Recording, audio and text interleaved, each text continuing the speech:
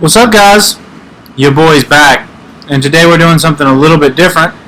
I'm going to go ahead and get it started here. We are going to be wonder trading a whole box of Pokemon. Why? Because it's fun to do. That's all I got to say.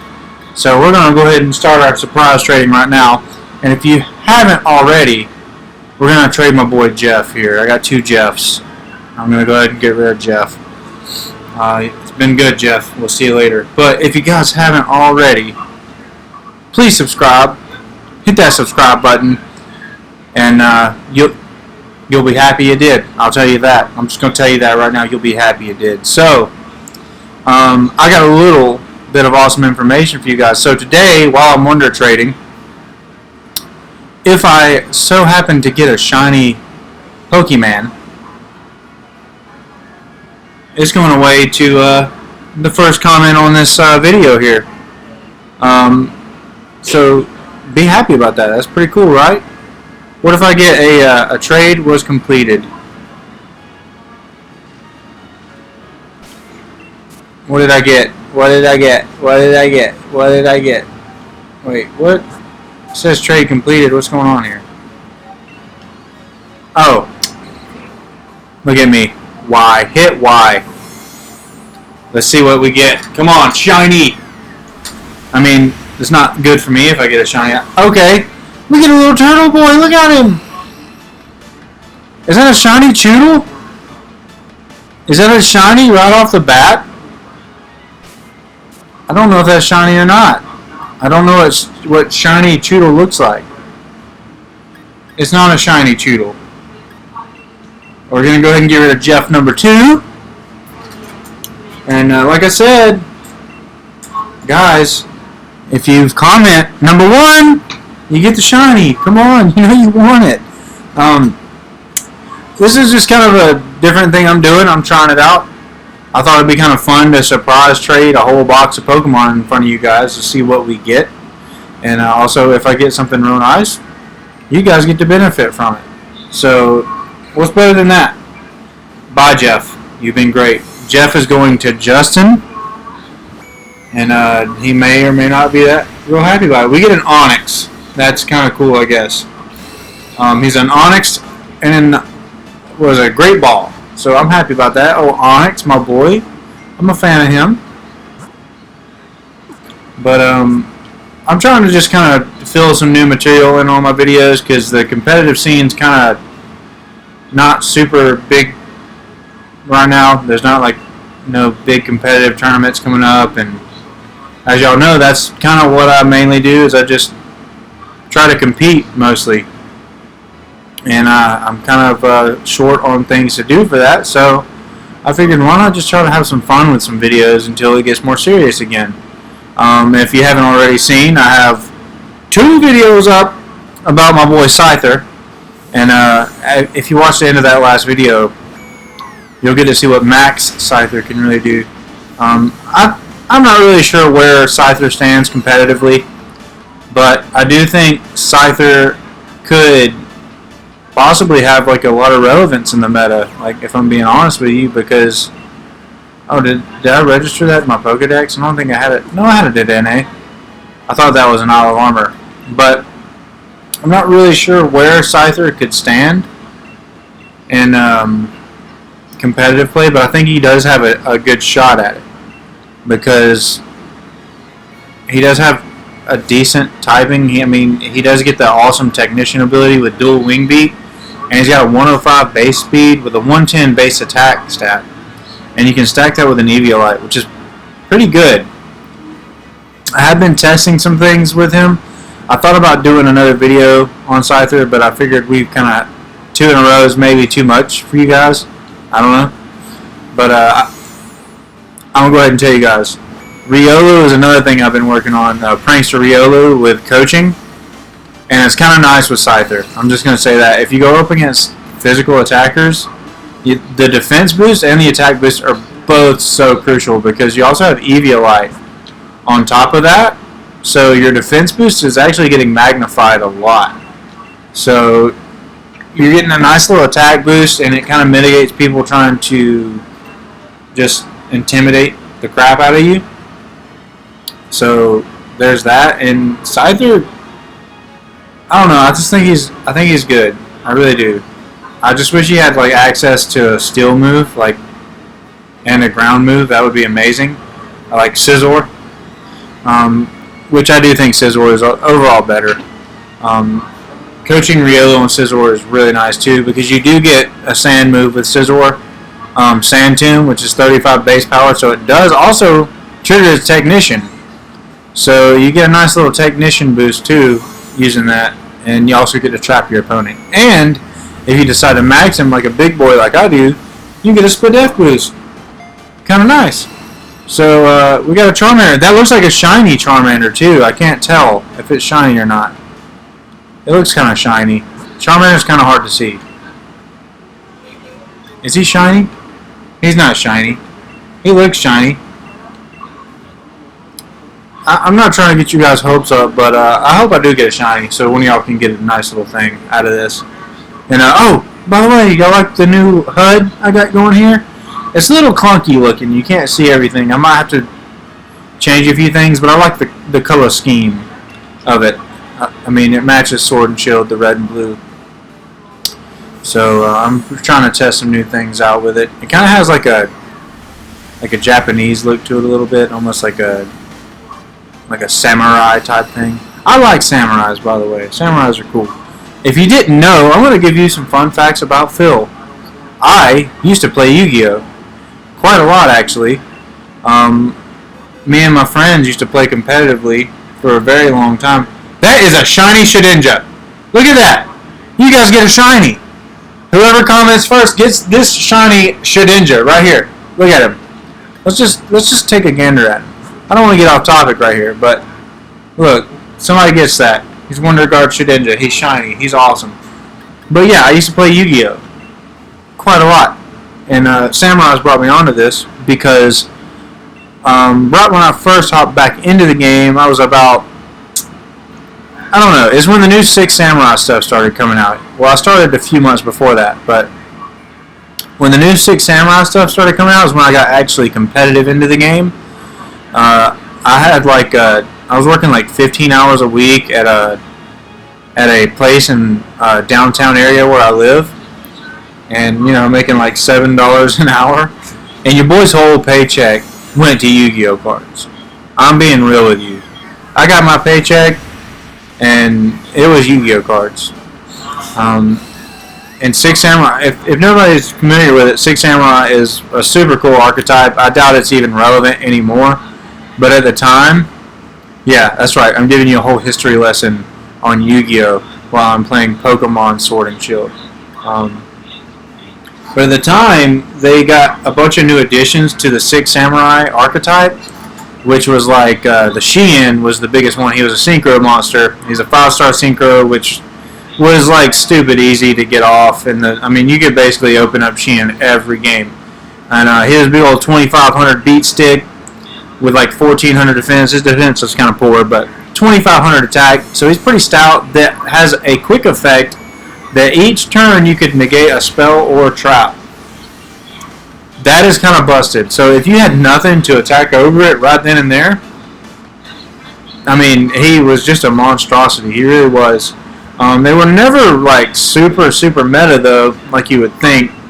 There was some things going around that just kind of kept it from going. But some of the other new samurais they got were there was a Grandmaster of the 6 Samurai, which was from the old set. Oh, I gotta see so bad. There was a Grandmaster of the 6 Samurai from the old set, which was like the king of samurai before all the new stuff started coming out. And if you had a samurai, you could special summon that boy. So they made a Kizan, which was a 4-star version of him. Grandmaster was a 5-star, so you couldn't normal summon him without tributing. They made Kizan. He is basically like a mini Grandmaster. He is 1,800 attack, special summon if you have another samurai, but he's a 4-star, so you can normal summon him too, if you very much had to. Which none of that really mattered, because you just swarmed the field with a bunch of stuff. There was so many OTKs you could do with that deck, and there was like no spell or traps that could do anything about it, hardly, because Xian just said, "Nah, I'm not going to allow you to come through and do the things that you do. So, but anyways, that was the start of my Yu-Gi-Oh career. Before I was even good, I was playing Six Samurai, which were like a super easy deck to play. I mean, it was 80, maybe even 75% autopilot. You just played stuff out and attacked and made Shien, and sometimes you did other things too. There was not much you did with the deck other than that. But over the time, I began to evolve with me and my friends. We all began to evolve, and we all started getting really nice at this game. I mean, me and my buddy, we lived together, and we played every day. And my friend used to come over every day. Adam, I'm just going to say your name, Adam. And my friend James I live with. And my boy Bryce and Riley, they all used to play Yu-Gi-Oh! With me non-stop. Every day at my house. I mean, you couldn't stop us. Did I get an EV for an EV just now? I did, but so in the meta game, this is right till the end of the story I'm trying to get to. So in the meta game at the time, if you're familiar with Yu-Gi-Oh! About a few years back, there were two big decks and one other deck, which was I played the one other deck. I never played huge meta stuff. So my friend Adam played Cliport, and my friend James played Burning Abyss. And Bryce usually played he always just played heroes, elemental heroes all the time. And he did other stuff too, but I just remember him for elemental heroes more than I do anything. So he kind of played offset stuff like I did. And then Riley would just play like this. That boy never played that serious, I don't think. I'm sorry, Riley, if you're watching this video, but you know it's true. But my boy played he was a good player, don't get me wrong. He just never played the big boy stuff. But Adam would come over every day with his Cliports, and I'd play my Satellar Knights. Woo-woo for the Satellar Knights. And I had the Cliport matchup down. I mean, I wasn't going to lose to anyone but Adam sometimes. I mean, I knew that matchup so well, it was hard for another Cliport player to even... If they weren't well versed in what they could do, I was going to give them some trouble. And my friend James played Burning Abyss, which was the other like tier 1 deck at the time. And I lived with him, so I'd get home from work, or he'd get home from work, or our schedules were kind of flip-flopped at the time. But non-stop we played. I mean, we got ridiculously good at the game, and right at the peak of our career of Yu-Gi-Oh, bad things started happening. And by bad things, I mean I got banned from competitive play for what ended up being 3 whole years. And you're probably wondering, what could someone do to get banned from a game for 3 years? Well, it was initially just 1 year. So we go to YCS, which is like the biggest tournament other than Nationals and the World Championship. And it's actually bigger than the World Championship, and it can rival Nationals as far as player, like how many players are actually there. I think at this YCS there was about 2,000 maybe players or something like that. I could be, maybe it's 1,200. I can't quite remember, but it was pretty big. And this was our first YCS ever. We had never been to a YCS. We've been to so many regionals, so many ARGs. We've been to lots of different tournaments at other stores and other cities, and we went to our local every week. And this was our big day. This was our big day to do good. And my friend Adam actually did incredible. He, correct me if I'm wrong, he got top 8, I think. Yeah, he got top 8 at this YCS, so he did incredible. He was like my main training partner other than James. So I was super proud of him. But let me get you just straight on this story. This was a 3-day event. Or no, 2-day event? 3-day event? 2-day event. Actually, I kind of got mixed up there. It was a 2-day event. So we get there on Friday night. We stay in our hotel. We're practicing all night long. We've been preparing for like a month. You know, I've been playing this game now for, I don't know, at the time, probably 4 or 5 years we had been playing. We were actually getting where we were top 16ing and consistently at events. And I knew my big win was coming. I knew it. I knew it was coming. I started topping ARGs. I was doing actually really well at ARG formats. And they had a different format. And my round 1 opponent is a Burning Abyss player. And I'm playing Satellar Knight. And the big boy Diamond just came out and was just recently legal for this. So I was super prepared for this. Let me just go ahead and kind of give you a brief understanding of what Diamond did. He negated all Dark Monster effects, and Dark Monsters could not be special summoned. Or no, it's just Dark Monsters can't be special summoned, I'm pretty sure. Yeah, so no Dark Monsters can be special summoned at all. And he's a 2700 attacker. So Burning Abyss loses if you get this on the field. And he's a simple overlay. I mean, you get him out so easy. And so I had the matchup in favor. He was a very good player, I'll give him that. I'm not sure how it went. I either won game... We were 1-1. He won game 1, I won game 2. We'll just say that. It could have been the other way around. So game 3 comes along, and there is a time frame in Yu-Gi-Oh! So after you go after time, depending on where you're at, we had just ended our second game, which one of us had won and made it even. So we have to go to game 3, and we're already in time. So the way time works in Yu-Gi-Oh! Is you take a turn, you have, I'm not super well versed in it anymore, but you basically have a limited amount of turns you go. So I think each player gets 4 turns, or is it 2 turns, 4 turns total? 5 turns total, I think, maybe. 0, 1, 2, 3, 4. 0, 1, 2, 3, 4. So 5 turns. So anyways, it ends up going on, and neither one of us can hit damage on each other. We're both sitting at 8,000 life points still by the time our turn counter is up. Is this my Pikachu? Did I trade this thing? No. So turn counter comes up, and it's a draw because neither one of us could win the game. We were both 1-1, and the last game was a draw. So the match ends in a draw. Not super happy about that. I mean, it was better than a loss. You still get 1 point, but it's basically a loss on your record because you can still lose one match and make it into the top 32 to get into draft or top cut, and then top 16 was draft. But the thing is, this guy goes to a judge right after round 1, mind you, day 1, round 1. Goes to a judge. Tells the judge, this guy didn't complete turns, and he walked away from the match and wrote down a draw. We both knew it was a draw. We were both in agreement that it was a draw. So he goes to a judge and tells him this. I'm sitting down.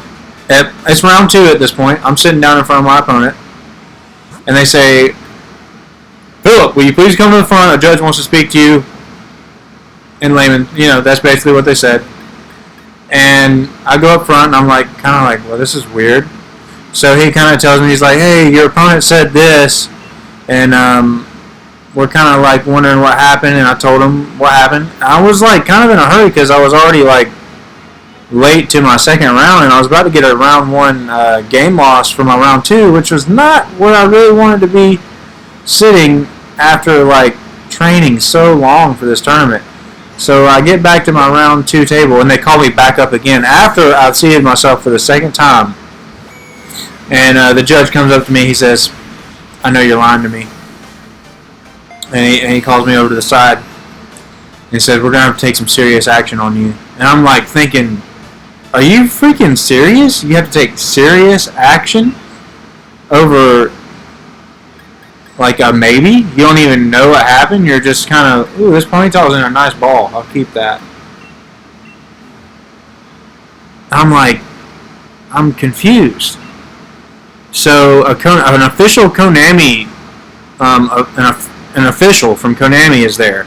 At all I see, there's one official. He's from Asia or Korea, wherever he's from. He's from Konami. He works for Konami directly. And he says, you have to fill out this form. He says a form down in front of me. There's like no talking to this guy. He said, you're banned. You're banned from the game. And I'm like, I'm banned from the game. And I couldn't believe it. Like, my blood started boiling. I'm serious. I was so mad. And I wanted to cry, too. I put so much into this game. I put so much money into this game. I mean, and they're accusing me of cheating. They're accusing me of cheating. So he makes me, like, I tried to work things out. I was like, is there any way I can talk to one of you guys? Anything. And he said, no, this what's said and done is said and done. And I'm like, so you're just going to ban me from the game that I put my time and my money into and I spend with all my friends all this time and you're just going to do this to me? Off of an assumption? And they do it. I fill out a paper that, a little rebuttal, you might say, to Konami. With my, I write down my email and all that. It's a written letter. I use every line on that paper, bro. Every line on that paper I use. I even asked, can I have another piece of paper? I wrote more. I said, look, if you're going to ban me and do this junk to me after I've put all this time, all this effort, all this heart and soul into this game, and I mean, I played so much, guys, and maybe this was God just trying to eliminate it out of my life because it had become something too strong in my life. I don't know. But what happened was unfair to me, and it actually made me really sad for a long time, and it took me a long time to get over that because all my friends still played, and I wasn't even allowed to go to events anymore at that point. And it was really hard for me because not only was I like, did I lose like something I really love to do, and still this day would probably still be doing it had this not happened, but my friends were still playing and they could still go to events. But something changed with my friends too at that point. They kind of stopped playing too. I'm not sure exactly what the reasoning was, or if there was like a real reason to it,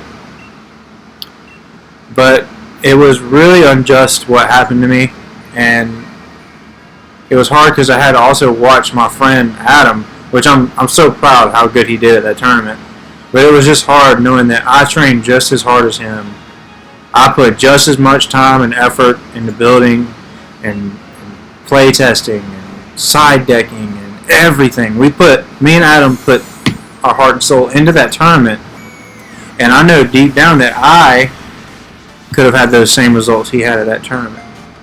I know that we were both on par. We were on the same level. And I got to see him top 8 that tournament, and I was so happy to at least get that. But it was also hard too, and it might have been a pride thing. That's a cool Pokeball, whatever the shoulder's in, and it probably was a pride thing. My pride was hurting a little bit because I knew that I was just as good as Adam, and he was getting this spotlight, so to speak. And I got left in the shadows because now I can't even play the game anymore. I did go on to play 2 more ARGs, which I top 16'd one and top 32'd another. The reason I was able to play those is because those were outside the Konami circuit. But lo and behold, guess what? ARG actually dropped their tournaments for like 8 months. And there was actually not a tournament around us. Is that a shiny Remoraid? I can't tell if that's green or blue. I think it's shiny. But, yeah. So, basically my tournament is not shiny. My Yu-Gi-Oh! Career was over from there. And it was hard to find something new to do. But, as a trading card game player, I naturally went to another trading card game. And it wasn't Magic the Gathering, actually, like you probably would think. I actually began to play the Pokemon TCG, which didn't last that long. I think we played for maybe a year.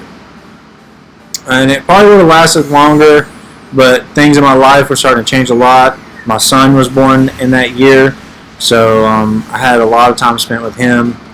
I was going through a lot of things with family, and just to say it like that. And I got to play Pokemon, and we were actually pretty much instantly successful at that game. Every tournament we went to, we did well at. And I built like this weird Gengar Trevenant deck. And it basically, if you know anything about the trading card game, maybe you remember these cards, but this Trevenant would item lock the opponent when he was the active Pokemon. And so basically, Gengar would pop, switch in, put Trevenant up front. So I'd hit you for damage. Gengar EX would pop out, throw Trevenant up front. Now you can't use any items at all. You can still use supporters, but no items. So, pretty busted combo. Not to mention the fact that if you open up with Phantump and Wally, you get a turn 1 Trevenant. And they're basically from turn 1, no items at all. Which would heavily cripple the opponent. If you could give me just 1 second though, guys, I'm going to go take a poop real quick. I will be right back. I'm back. Let's see what I got. So, well, oh yeah, I started playing the Pokemon TCG. And we went to a big event in Georgia. And it went really well for me. I played like that wacky Gengar stuff. And my friend Ian,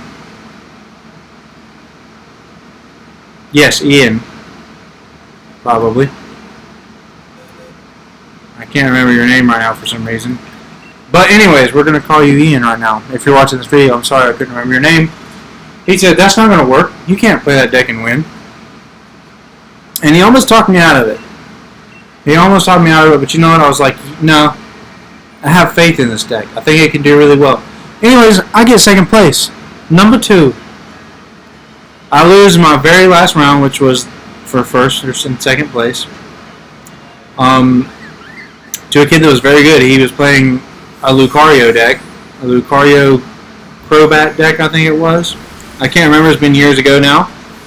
But I had a ton of fun playing the trading card game. And honestly, if I wasn't married and had a little girl on the way, also with a son, I probably would still play the trading card game. But it's very hard for a married man to really go out and play in other places all the time. It's just hard to justify leaving a family behind to do that. See, but Sword and Shield is a little different. I am just a call away from my wife. Like, literally, if she's in the other room, I can go in there and see what's wrong, if something's wrong. Here's our last Pokemon for the video, and you know, I'm on demand. I'm right at hand. I can help do whatever. I can get right off the game, go lay down with her, spend time with her, and it's so much easier. You know, you go to an event, you're stuck at the event all day, and you can't answer phone calls in the middle of the tournament, really, and it's just not ideal for a married man to continue playing a trading card game, except, you know, if you want to play the trading card game online, that's alright. I've actually thought about doing that myself. But that's going to be the end of the video, guys. It doesn't look like we got anything but the Shedinja, which is a shiny. So, like I said at the beginning of the video, if you comment first, this baby's yours. We'll set up a trade code of some sort. We'll figure it out. We'll get it figured out, guys. We're going to do this. Thank you for watching the video. Thank you for listening to me rant about Yu-Gi-Oh! And trading card games. And watching me wonder trade things the entire time. I wasn't really even paying attention to what I was getting. I noticed I got some cool things and cool Pokeballs. Other than that, I don't know other than this guy, too. So please subscribe. Please like. Please comment. Much love to you guys out there. God bless. Peace.